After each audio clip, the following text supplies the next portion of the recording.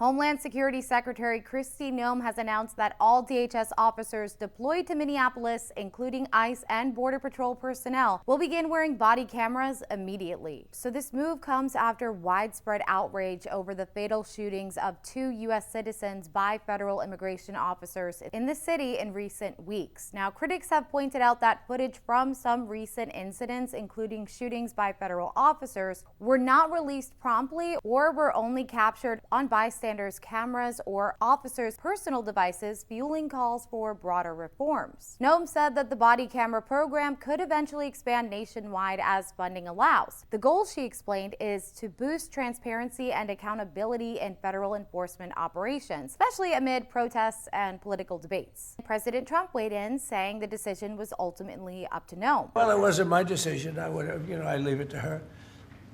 They generally tend to be good for law enforcement because people can't lie about what's happening. So it's generally speaking, I think 80% good for law enforcement. But if she wants to do that, I'm okay with it.